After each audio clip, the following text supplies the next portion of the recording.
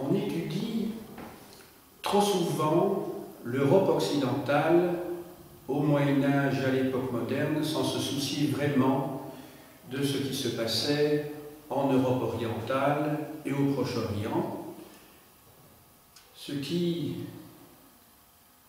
est regrettable puisque l'on ne peut pas avoir de point de comparaison avec des situations qui sont parfois très semblables mais qui laissent apparaître quand même un certain nombre de différences. J'ai donc décidé d'étudier avec vous aujourd'hui le problème de la terre et des paysans dans les Balkans du XIVe au XVIIIe siècle. Alors, la question que je me pose en introduction est donc de savoir si, comme on le voit couramment, communément, on peut parler véritablement d'un système féodal pendant la période que nous étudions ici et qui correspond à ce que nous appelons traditionnellement pour l'Europe le bas Moyen-Âge et les temps modernes. S'agit-il donc d'un système féodal ou ne s'agit-il pas tout simplement d'une projection de nos cadres de pensée, de nos catégories qui sont utilisées pour le Moyen-Âge sur un système qui relève d'autres critères? Donc ce sera le problème de base que je vais poser devant vous aujourd'hui. Ensuite, et c'est la deuxième question que je vais me poser, on va essayer de voir s'il y a continuité ou pas par rapport à l'époque antérieure à la conquête ottomane dans les Balkans, c'est-à-dire par rapport à l'époque où les Balkans dépendaient encore de l'Empire byzantin. Voilà, ce sont donc les deux problèmes qui seront soumis à réflexion dans le courant de cette leçon. Comme d'habitude, il s'agit de situer à la fois dans le temps et dans l'espace l'objet considéré. Nous allons regarder d'abord la carte. J'ai essayé de vous tracer le moins maladroitement possible l'Europe du Sud-Est à la fin du XVIIe siècle, c'est-à-dire à la fin de la période que nous allons étudier ensemble.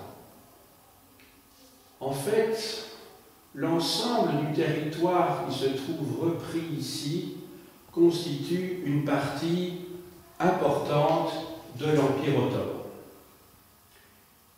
Il y a tout d'abord la partie orientale qui ne sera pas du tout traitée aujourd'hui, c'est-à-dire l'Anatolie et les territoires proche-orientaux de l'Empire ottoman. Et alors vous avez dans la partie du sud-est européen la partie qui est vraiment l'objet de ce cours, à savoir les Balkans. Vous allez voir que ne sont pas soulignées les régions que je ne vais pas étudier. Parce qu'effectivement, le sud-est de l'Europe n'est pas constitué que des Balkans, que de montagnes, mais est constitué également de plaines. On peut bien entendu considérer les Carpates qui se trouvent ici et qui forment un arc ici comme une prolongation des Balkans. Je veux bien, mais je ne vais pas étudier ce qui constitue la matrice de ce qui viendra plus tard, la Roumanie, parce que les régions qui se trouvent ici, si elles sont vassales de l'Empire ottoman, ne dépendent pas sur le plan administratif directement de l'Empire ottoman.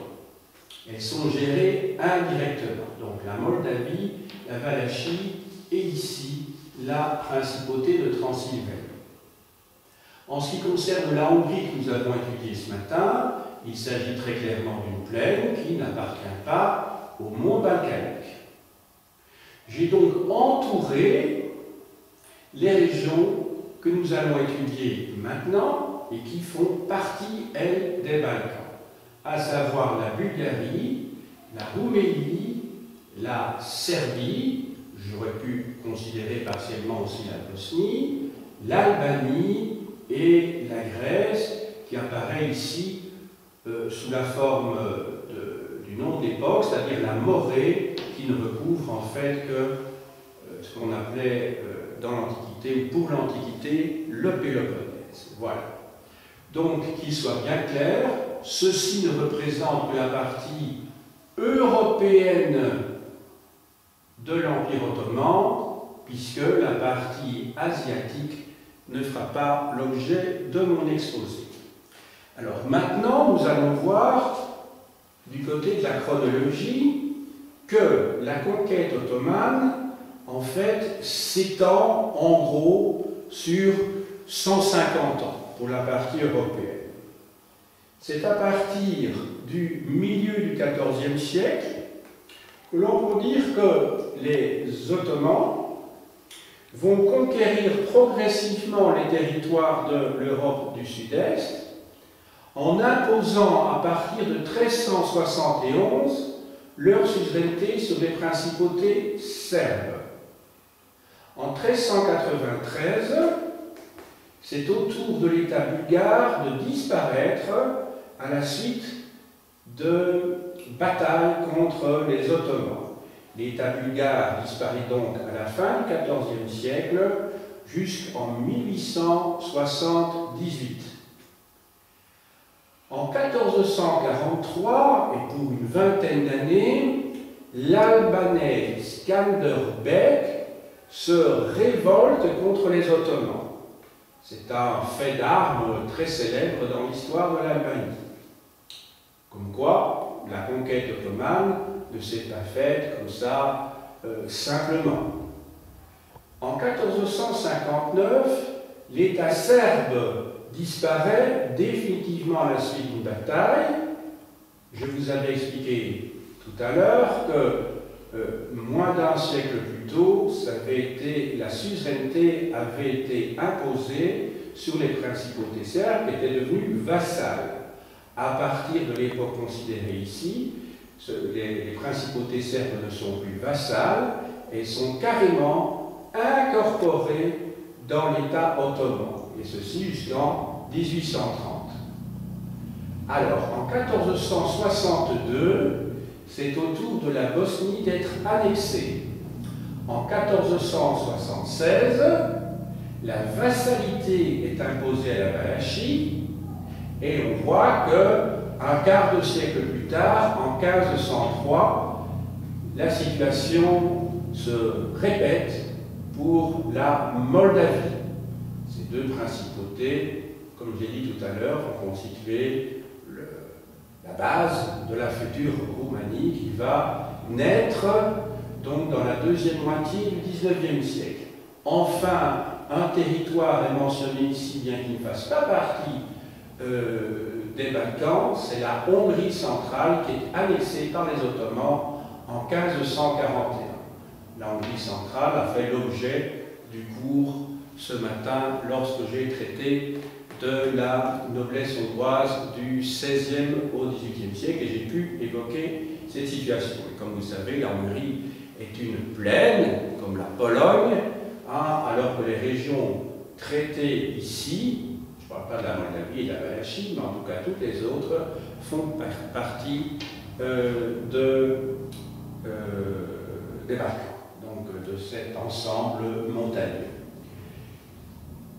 Alors, on va commencer tout d'abord par le régime des terres.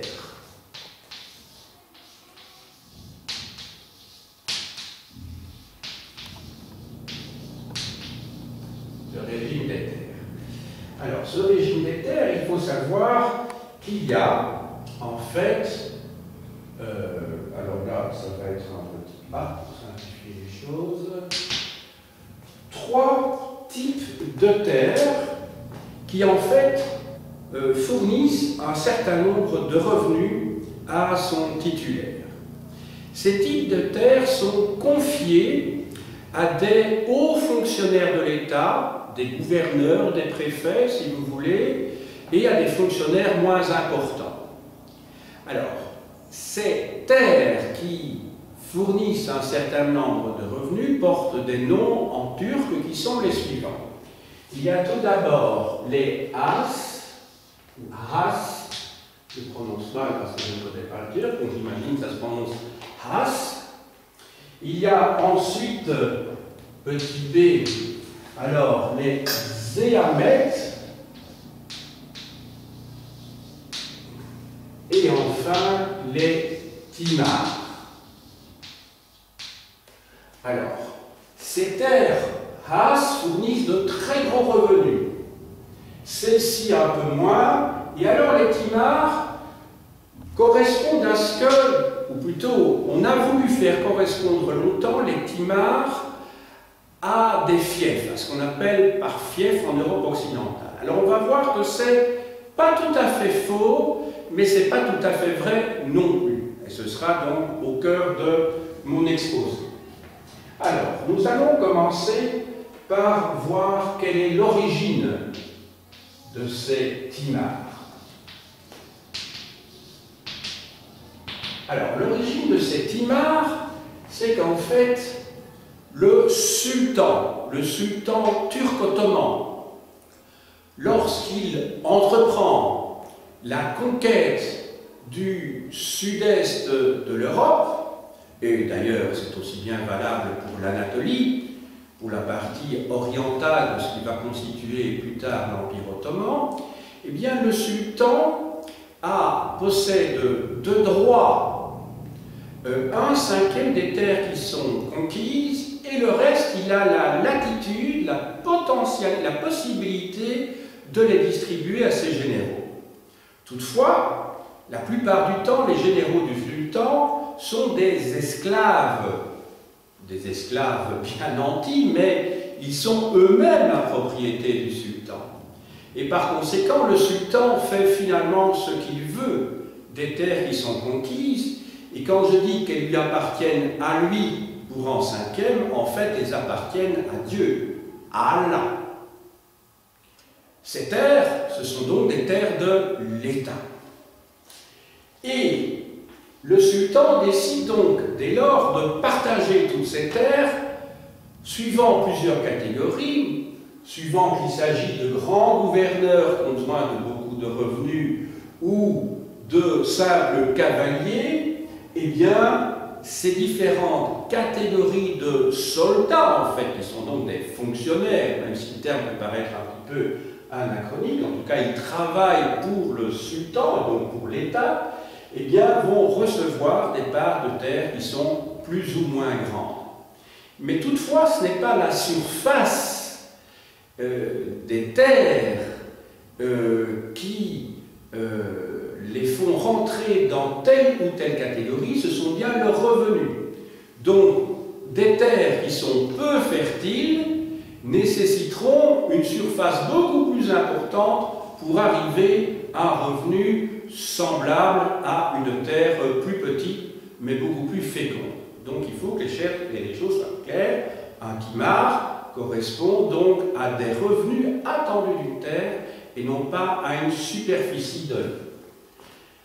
Alors, à qui sont attribués donc les timars? Eh bien, des soldats qui font partie de l'armée donc du sultan, qui ont combattu et qui peuvent à tout moment être appelés pour de nouvelles conquêtes.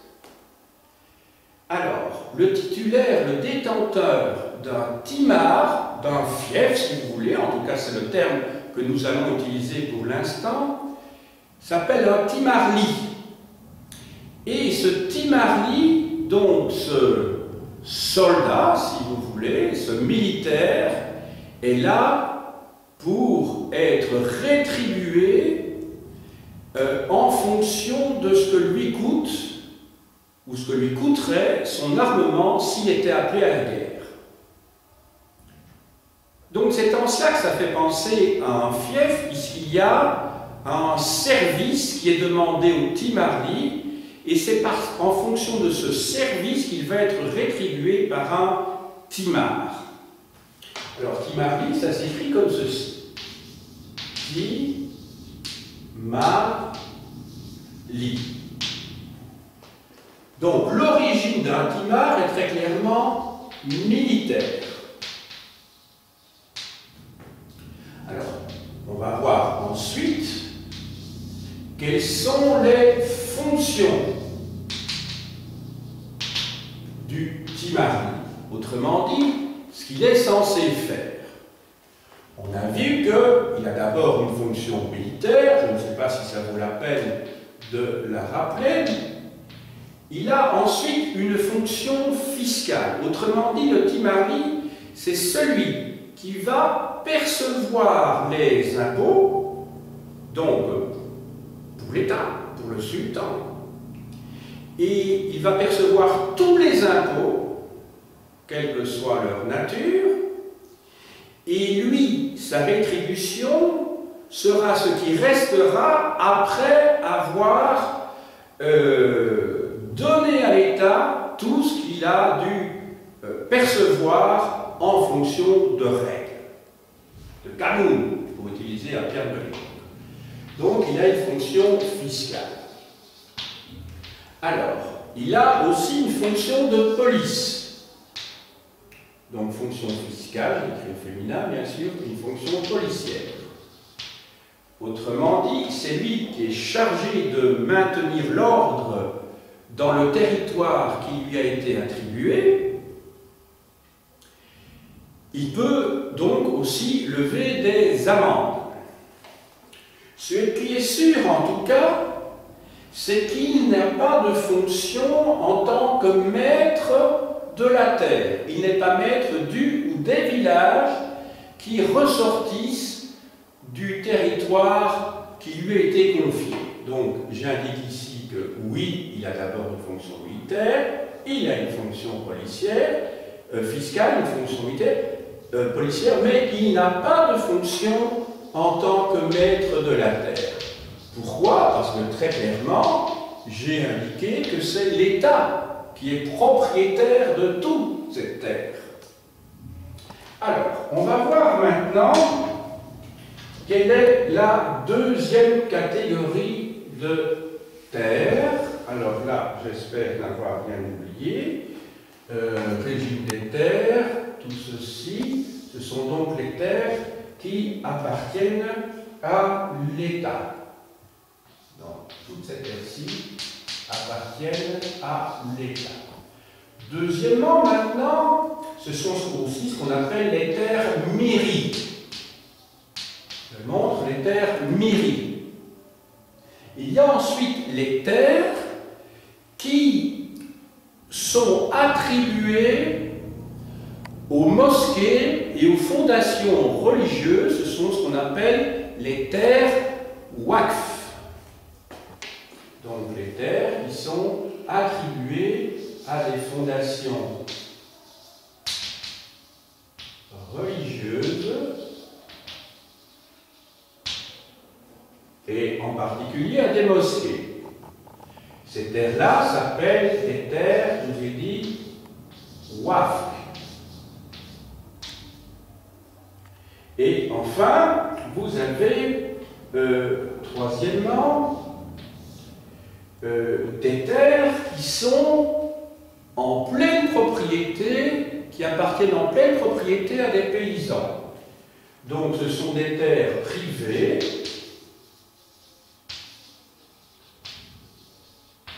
qui sont des terres que l'on appelle mulk. Des terres mulk. Des terres privées. Alors, si je devais représenter tout ça sur un graphique pour voir la proportion des terres qui appartiennent à l'État, des terres qui appartiennent aux fondations religieuses et des terres privées, je le représenterai sous la forme du graphique suivant. Donc, je dessine un cercle et vous devez vous dire que, alors là, je vais essayer de ne pas faire, je vais dessiner ça comme ça, voilà. Alors, la catégorie 1, c'est-à-dire les terres qui appartiennent à l'État, dans le premier tiers du XVIe siècle, représente 87% du territoire. Alors, les terres qui appartiennent aux fondations religieuses représentent approximativement entre 7 et 8%. Et donc, si vous voyez, vous faites la différence, vous verrez effectivement qu'il ne reste plus que 5% pour de l'espace, les terres qui sont réservées aux terres privées. Il faut se dire que, avec le temps, dans le courant du XVIIe siècle, ces terres privées vont devenir de plus en plus nombreuses au détriment des terres de l'État. Donc la propriété privée va augmenter. Alors comment se fait-il qu'il y avait des terres privées et des terres qui échappaient à la propriété de l'État? Eh bien, tout simplement parce qu'à l'époque byzantine, ou lorsqu'il y a eu le passage de l'époque byzantine à l'époque ottomane, à l'époque turque, il y a un certain nombre de chrétiens qui sont parvenus à négocier avec les autorités ottomanes la possibilité de garder leurs terres, les terres qu'ils avaient, en passant la propriété privée, alors que la plupart du temps, ces terres appartenaient à des grands seigneurs byzantins. Il faut savoir, en effet, qu'à partir du règne des Paléologues, c'est-à-dire la dernière dynastie de l'Empire byzantin, entre 1264, 1270, quelque chose comme ça, jusqu'à la chute de Constantinople en 1453, eh bien, il y a eu constamment un conflit entre les petits et les grands propriétaires. Oh, ce conflit remonte même, on peut remonter au 9e, au 10e siècle, mais ce qui est sûr, c'est qu'à l'époque paléologue, les grands propriétaires terriens l'ont emporté sur les petits propriétaires. Et donc, c'est sur les terres des grands propriétaires qu'ont été prises ces propriétés privées, et les chrétiens qui obtenaient ainsi ces petites propriétés privées sur ces grands domaines qui disparaissaient, donc qui avaient été confisqués par les Ottomans sur les grands seigneurs, les grands possesseurs de terres, propriétaires de terres byzantins. En fait, ces petits propriétaires ont dû simplement s'acquitter d'un impôt particulier payé directement à l'Empire ottoman, qui leur permettait de jouir en pleine propriété justement de ce qui leur avait été concédé. C'était le cas dans différentes régions de l'Empire ottoman, en Albanie, en Bosnie par exemple. Les terres nues, que je vous ai dit, vont devenir de plus en plus nombreuses. Quand je dis de plus en plus nombreuses, ça ne veut pas dire qu'elles vont devenir majoritaires, bien entendu. Simplement, elles vont augmenter en termes, en nombre et en surface. Alors, maintenant, on va voir, après avoir vu le régime des terres, oui, on va voir également quelles sont les autres catégories de terres qui existent. Ce sont donc, on voit ici des terres privées. Il existe aussi, il ne faudrait pas que je les oublie, même si ça ne rentre pas tout à fait dans le régime des terres, c'est qu'il existait un certain nombre de paysans qui étaient libres, mais qui ne possédaient pas de terre. Donc, paysans libres, des paysans qui ne possèdent pas de terre, dont certains sont libres, pas tous, qui ne possèdent pas de terre.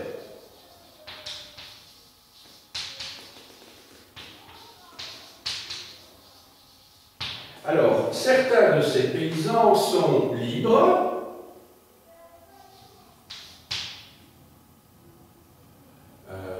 Oui, c'est ça, je regarde pour les numéros, ils sont libres. Et ces paysans qui ne possèdent pas de terre et qui sont libres, ce sont des saisonniers. Autrement dit, ils vont travailler sur les terres d'un timar à certaines périodes de l'année, mais vous vous rendez bien compte que cette liberté est réelle du point de vue juridique, Mais quand on est libre et que l'on ne possède que la force de ses bras, on est un dépendant, qu'on le veuille ou non. On n'est pas un serf, entendons-nous bien. On n'est certainement pas un esclave, mais vous savez, ce que l'on dit souvent, Marx l'a dit entre autres, c'est qu'on est libre surtout de travailler, de survivre et de mourir. Mais c'est toute la liberté que l'on a. À côté de ça, vous avez des paysans qui sont, eux, des esclaves, et dont le sort correspond en gros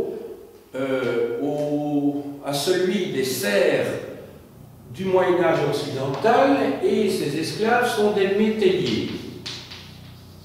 Je vous ai déjà expliqué au premier semestre ce que c'est qu'un métayer. Dans le mot métayer, vous avez le mot méta, qui veut dire moitié, autrement dit, lorsqu'ils produisent des fruits de la terre ou de l'élevage, eh bien la moitié de leurs fruits partent directement au propriétaire de la terre, que celui-ci soit un propriétaire privé ou, la plupart du temps,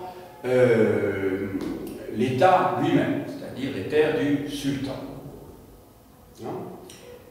Voilà, je crois vous avoir fait un petit schéma avec ceci du régime des terres.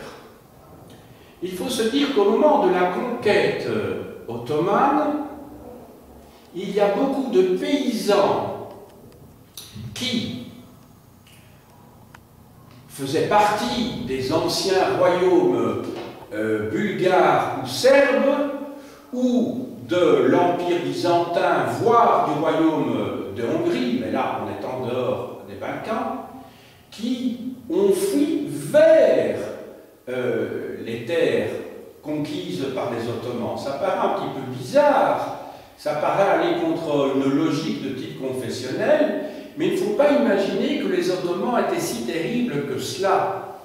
Souvent, passer et aller travailler sur les terres du sultan, sur les terres de l'État ottoman, vous permettait d'échapper à des impôts extrêmement lourds, et en particulier la dîme, qui était levée par le clergé orthodoxe et par les monastères orthodoxes.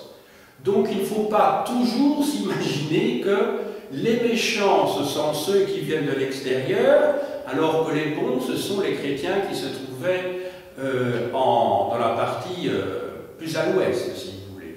Donc il faut relativiser un petit peu tout cela.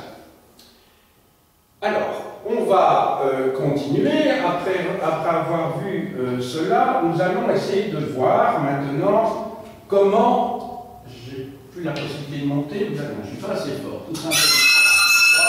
Voilà, en B. On va passer à l'ordre des campagnes, l'ordre des villages. Autrement dit, on va essayer de comprendre comment fonctionnaient les villageois, les communautés villageoises. Alors, tout d'abord, petit 1, la communauté elle-même. Comment fonctionnaient les communautés? Alors, ces communautés et comment les terres étaient réparties également, les répartitions des terres.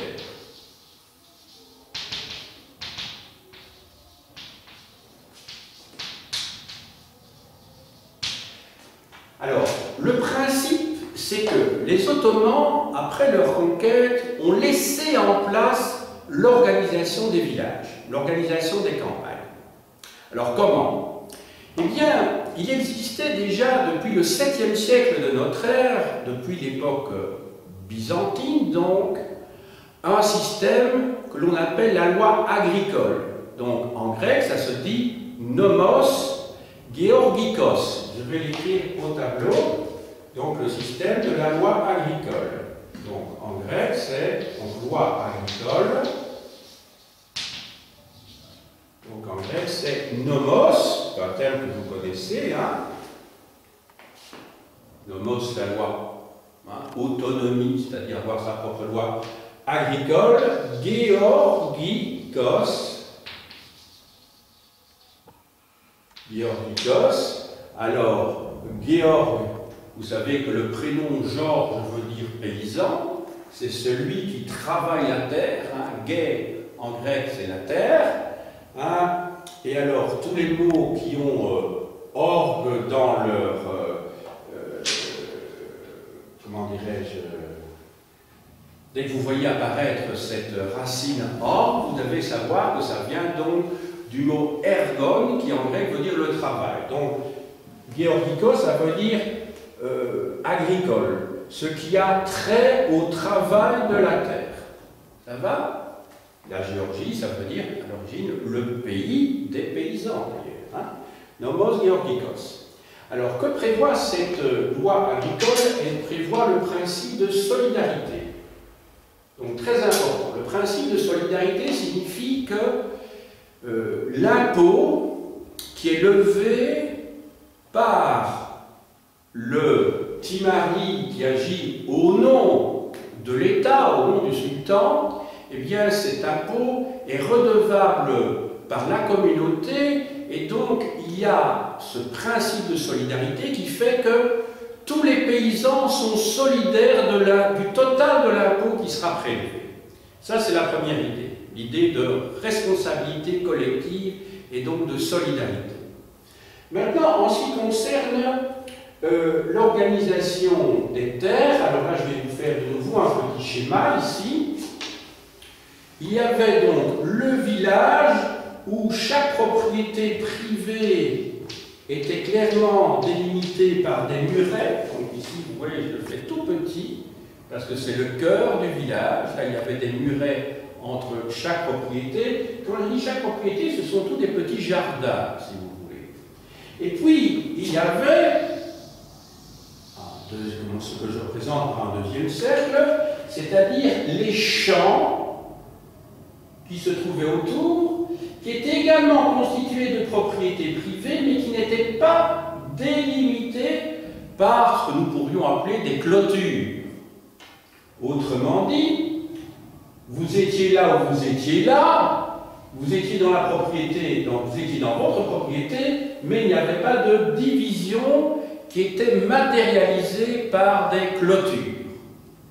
Et puis, vous aviez plus loin, alors là ça pouvait aller très très loin, les pâturages, les bois, qui eux n'appartenaient pas individuellement à des paysans, mais faisaient partie d'une propriété de type collectif, c'est-à-dire qu'on pouvait aller pâturer avec ses chèvres, avec ses brebis, dans ce troisième cercle, si vous voulez.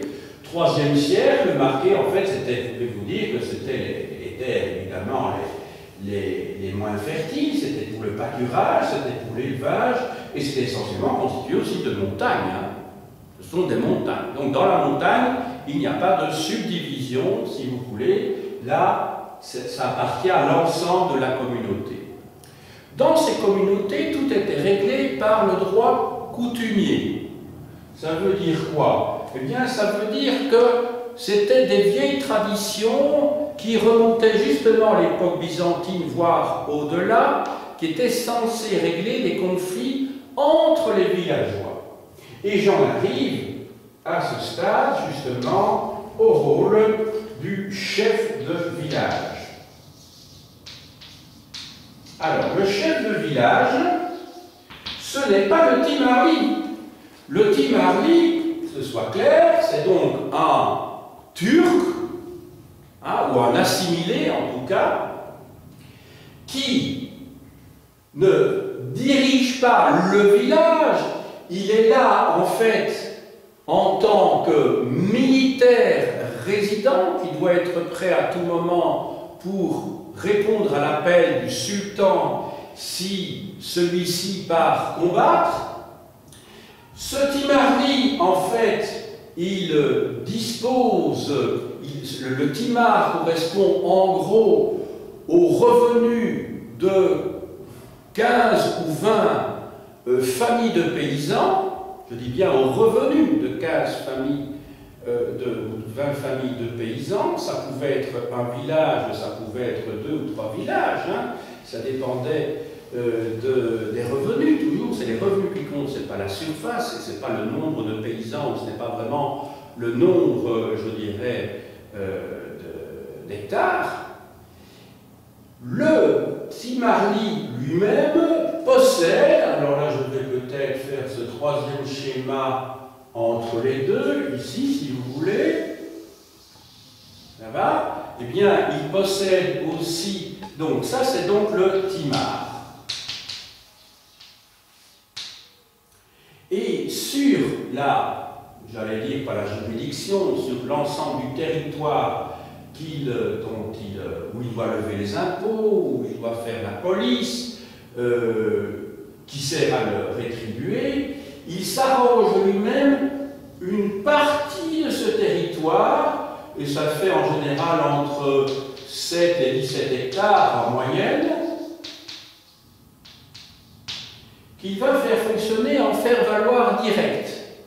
Donc, un petit peu comme dans le Moyen-Âge ou même les temps modernes occidentaux, il y a une partie où lui, en tant que, non pas propriétaire, parce que ça, la terre qu'il possède et dont il n'est pas propriétaire appartient toujours à l'État, ce sont simplement les revenus pendant le temps qu'il est valide et qu'il est capable de remplir son service militaire, et bien cette terre-là, en fait, il a fait fonctionner en faire-valoir direct. Ça veut dire qu'il va, et c'est abusif la plupart du temps, il va demander aux paysans de son timar, à certains d'entre eux, ou à tous, mais pour un certain nombre, 2 jours par an, d'aller travailler gratuitement, dans le cadre d'une corvée, sur les terres qu'il fait travailler en faire-valoir direct.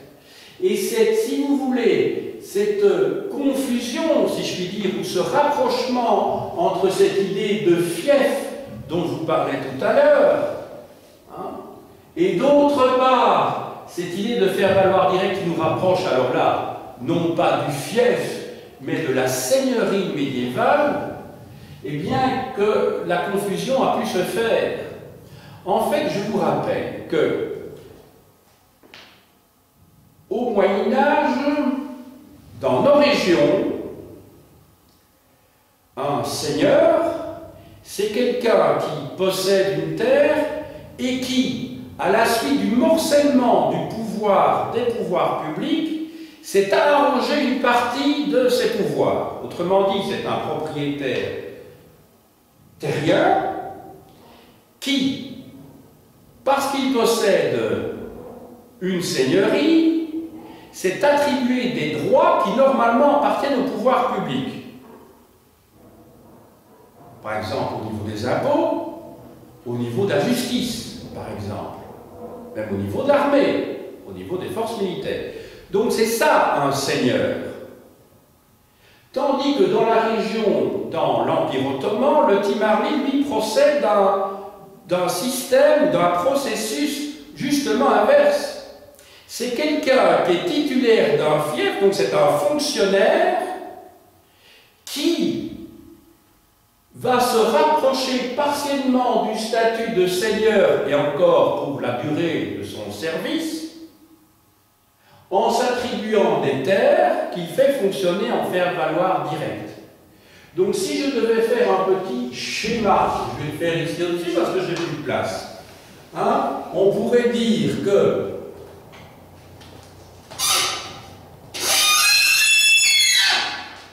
en Occident, donc dans nos régions, je mets l'ouest, ça va, qu'il n'y ait pas de confusion. Dans nos régions, en fait, le seigneur, c'est quelqu'un qui est un propriétaire terrien, c'est donc le fameux dominus de l'époque carolingienne, un propriétaire terrien, qui s'est arrogé un certain nombre de droits qui appartiennent normalement à des autorités publiques. Donc il s'est arrogé des droits qui appartiennent à l'autorité publique, qui appartiennent à l'État ou à, en tout cas, l'une de ses subdivisions. Tandis que le Timarli, ce n'est pas un propriétaire terrien, parce qu'en fait, il n'est propriétaire de rien. Il jouit simplement des revenus d'une terre pendant qu'il exerce sa fonction de militaire. Donc, le Timarli n'est pas propriétaire, c'est au contraire un soldat, et quitte à être anachronique pour que les choses soient claires, un soldat fonctionnaire.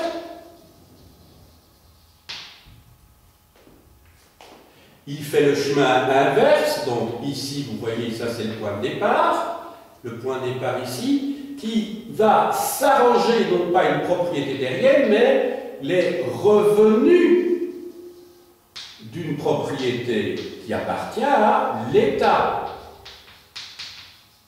Donc, vous voyez toute la différence qu'il y a entre la situation d'un seigneur dans nos régions et du Timarli dans l'Empire ottoman et en particulier dans les Balkans.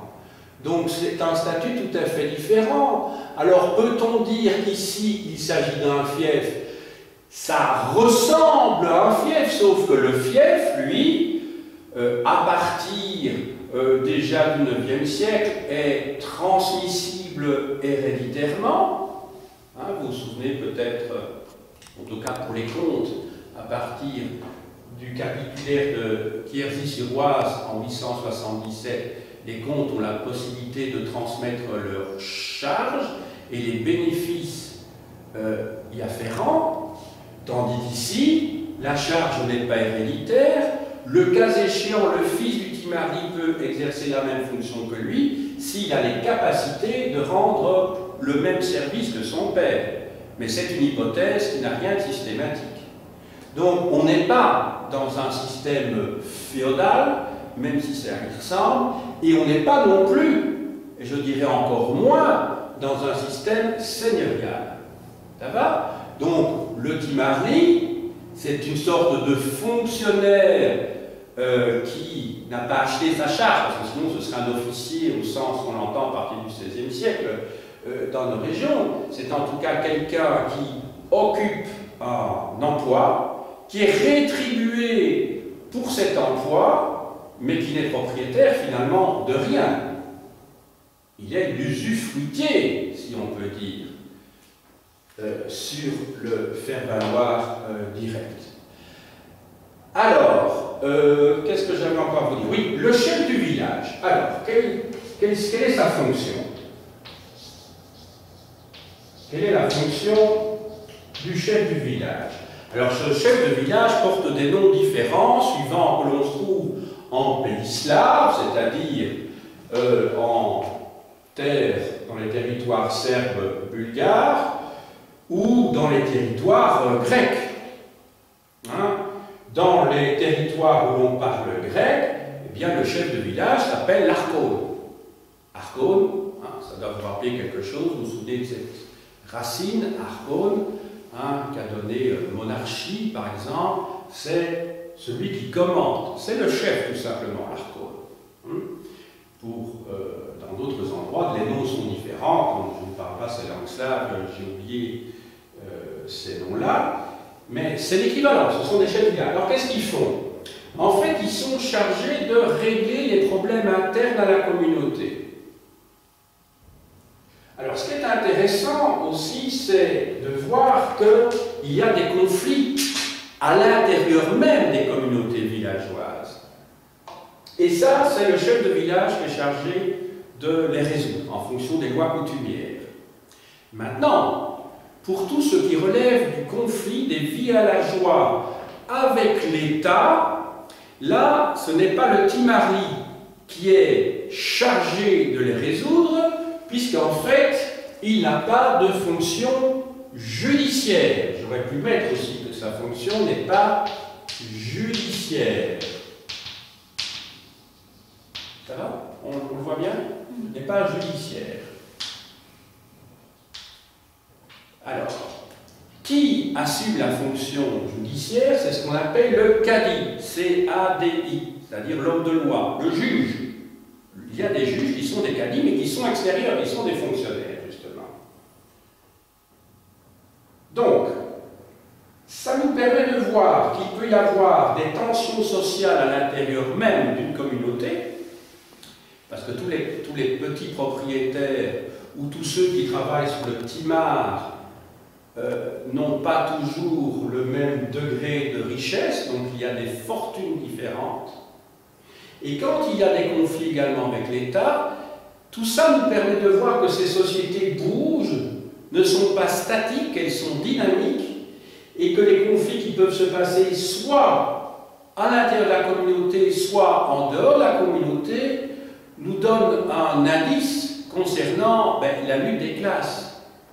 Donc vous voyez que tout ceci n'est pas statique, on voit que ça bouge, qu'il y a des conflits entre les dominés et les dominants à l'intérieur même d'un village et au-delà, à l'intérieur même de cette structure étatique dominée par le sultan, puisque ces terres appartiennent à l'État, mais que le timari lui-même, tout en étant qu'un fonctionnaire, normalement, lui-même peut s'attribuer un certain nombre de droits qu'il ne possède pas sous le plan juridique, justement. Et ça peut créer des problèmes entre le timari et les villageois au niveau du tribunal, c'est-à-dire chez le cadi. Alors, maintenant, quels sont les avantages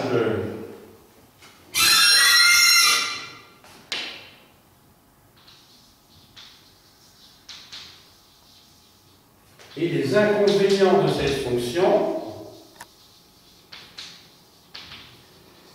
Alors, je vais commencer tout d'abord par les inconvénients. C'est-à-dire que le chef de village, sur base du principe de la responsabilité collective et de la solidarité, c'est lui qui est le porte-parole face au timari et face au pouvoir public. Par conséquent, si ça ne se passe pas bien, au niveau de la levée des impôts, par exemple, eh bien, c'est lui qui sera responsable officiellement pour les autres. Et c'est sur lui que la foudre des pouvoirs publics va s'abattre. C'est ainsi qu'il y a des chefs de village qui peuvent être bastonnés, qui peuvent souffrir de tas de maux, fouettés éventuellement, parce que l'impôt n'est pas arrivé. Il est le responsable. Inversement, quels sont les avantages de ce statut de chef de village? C'est qu'il bénéficie d'un certain nombre de privilèges avec le temps. Et c'est ainsi que lorsqu'il y aura les révoltes nationalistes beaucoup plus tard, au XVIIIe et surtout au XIXe siècle, un certain nombre de villageois vont se retourner contre les chefs de village considérés comme de véritables collaborateurs, parce qu'ils travaillaient avec, ça n'a pas de sens de parler d'autorité occupante, hein, ce serait faire de nouveau un anachronisme, mais en tout cas parce qu'ils étaient un peu trop complaisants face aux autorités ottomanes qui leur laissaient passer un certain nombre de choses et qui, par conséquent, lors de leur compromis avec les autorités ottomanes, eh bien, ils faisaient reposer un certain nombre de devoirs sur la communauté pour éviter eux-mêmes de devoir mettre leurs propres responsabilités directement en jeu et d'être pénalisés. Alors, nous arrivons tout doucement à la conclusion. Alors, la conclusion, je vais devoir effacer le petit schéma que j'ai fait ici, parce que sinon ça n'a vraiment plus de place du tout.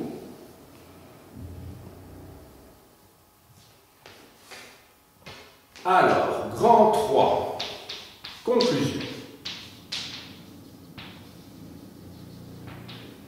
Alors, ma conclusion sera double. Souvenez-vous de mon introduction et des deux problèmes que je soulevais. Le premier problème, c'était celui d'une féodalité ottomane ou pas, lorsqu'on considérait le cas des timars et des timarides. Nous avons vu en fait que si, de manière à première vue, on peut considérer qu'il s'agit de fiefs, et ce n'est pas tout à fait faux, quand on creuse un petit peu les choses, on voit qu'il y a quand même des différences avec la situation du monde féodal dans nos régions. Surtout que la féodalité dans nos régions est également liée à la vassalité. Ce qui n'est pas vraiment le cas ici, puisque on en reste, si je puis dire, à la première phase de la féodalité, c'est-à-dire celle de l'époque carolingienne, sans connaître l'autonomie que les féodaux vont avoir par la suite. Donc, si vous voulez, on peut dire qu'on est resté à la première phase de la féodalité. De gens qui sont rétribués pendant la durée de leur mandat par l'octroi des bénéfices d'une terre, des revenus d'une terre. Ensuite, et c'est ma deuxième conclusion, ce qui est très frappant, c'est de voir les continuités entre l'Empire byzantin et l'Empire ottoman dans la gestion des villages. Finalement, les Ottomans n'ont pas cherché à bouleverser quoi que ce soit. Et ça, je dirais que c'est un principe que l'on va retrouver même lors de la colonisation des Européens en Afrique, par exemple, ou même en Amérique. Prenons le cas de l'Amérique. Vous vous souvenez qu'il y a 15 jours, nous avons étudié ensemble le travail dans les mines au Mexique et au Pérou au XVIe siècle. Vous vous souvenez peut-être que le principe de l'encomienda, le principe du ripartimiento et surtout le principe de la mita au Pérou ont continué à être appliqués. Autrement dit, les Espagnols, les conquistadors, quand ils arrivent au Pérou, en Bolivie, ils se servent du système d'exploitation incaïque pour continuer à faire travailler gratuitement un certain nombre de jours par an les Amérindiens. Les Européens, lorsqu'ils sont arrivés en Afrique, mais plutôt que d'avoir une position frontale face aux indigènes, ils ont préféré s'adresser aux chefs de village qui étaient, eux, chargés de convaincre leur population. Et certains de ces chefs de village ont eu, dans les compromis qu'ils ont acceptés, ont eu des attitudes perçues, évidemment, à certains moments, comme collaborationnistes, même si le terme peut paraître anachronique. Mais dans certaines régions aussi, certains chefs, bien qu'ils aient pris, en Afrique je dis bien, des positions qui étaient parfois contraires à celles de la communauté, ont accepté après décision des assemblées, et ici même il y a des assemblées, hein, n'oubliez pas que même dans nos régions, juste sous l'Ancien Régime, en France, en Belgique, etc., il y avait toujours des assemblées villageoises, on l'oublie parfois, hein, qui pouvaient s'opposer au Seigneur. Donc moi, ce qui me frappe, que ce soit pour les modes d'exploitation lors de la colonisation en Amérique ou en Afrique, ou le système d'exploitation des paysans sous les Byzantins, dans l'Empire ottoman, et même dans nos régions au Moyen-Âge et sous l'Ancien Régime, d'extraordinaires ressemblances, même si les différences sont patentes, sont évidentes.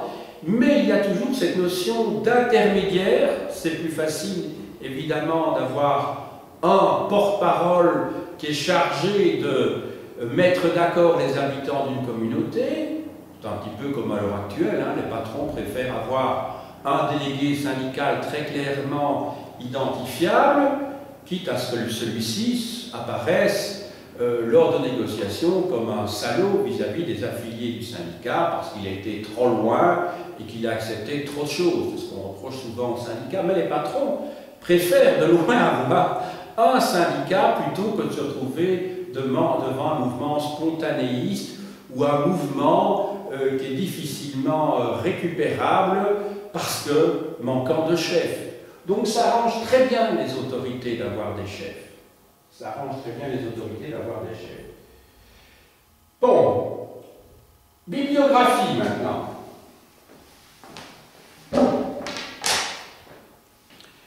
Alors, le principal ouvrage sur lequel je me suis basé est l'ouvrage de Georges Castellan, Histoire des Balkans, 14e, 20e siècle, chez Fayard.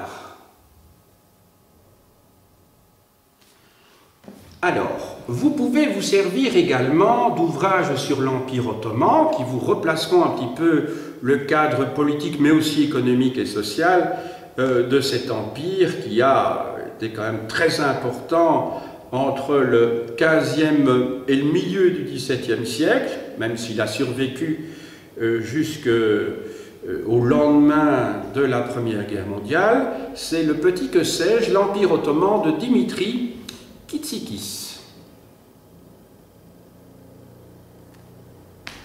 Alors, de Frédéric Hitzel, l'Empire ottoman, 15e-18e siècle, dans la collection Guide de belles lettres des civilisations, et l'éditeur, c'est les belles lettres, tout simplement.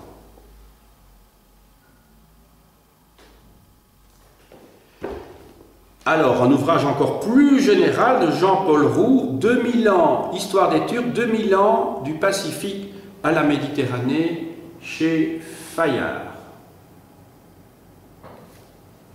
Alors, je vous ai dit que quand on fait l'histoire, la méthode régressive n'est pas à exclure, elle permet d'éclairer et de comprendre bien des choses.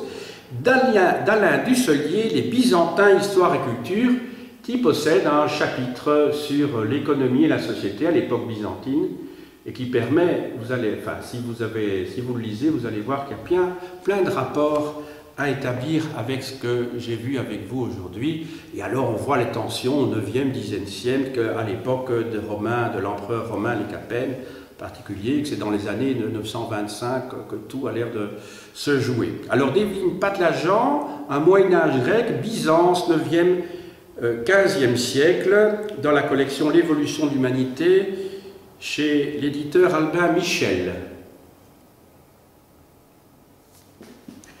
Enfin, pour terminer, d'Alain Dusselier, cet auteur, ce byzantiste que nous avons rencontré tout à l'heure, Byzance et le monde orthodoxe, chez Armand Collin, en fait, il s'agit d'une synthèse collective avec toute une série de collaborateurs. Je recule peut-être. Voilà. Voilà. J'ai dit.